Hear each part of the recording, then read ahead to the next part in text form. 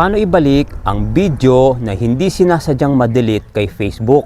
Part 1 pa lang to pero gagawa tayo ng part 2 para maikli lang tong video natin. Okay ba yon? So explain ko muna dito para malaman mo. Pero sa susunod na video, gawin nating actual at turo ko sa iyo para makita at magawa mo rin. So umpisahan na natin. Kung ang isang video ay hindi sinasadyang ma-delete kay Facebook, mayroong mga ilang hakbang na maaari mong sundan para muling maibalik ito. Una, pumunta sa activity log. Sa iyong profile, pumunta sa profile or timeline, hanapin at i-click ang tatlong dot. Piliin ang activity log. Pangalawa, i-check ang trash o delete items. Ang activity log ay makikita mo sa mga kategorya. I-click ang trash o delete items dito.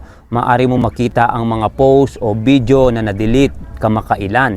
Pangatlo, restore. Tapos kapag nahanap mo na ang video na nais mong maibalik, i-click ito. Yung tatlong dot, i-click mo. Basta sundan mo lang itong video. Dahan-dahan lang para hindi ka mahirapan. Sa gilid ng video, maaari mo makita ang option. I-restore o i-click ito upang ibalik ang video sa iyong timeline. Tandaan, ang mga na-delete na video ay maaaring manatili sa trash o delete items ng ilang araw bago tuluyang mawala. Kung hindi mo pa na-restore ang video, baka mawala ito ng tuluyan. So sa part 2 ng video ito, ituturo ko sa iyo paano gawin ng actual yon para malaman mo. So maraming salamat ka-success. Kaya huwag kang bibitaw sa part 2 ng video ito. Okay? Maraming salamat at see you sa susunod nating mga video.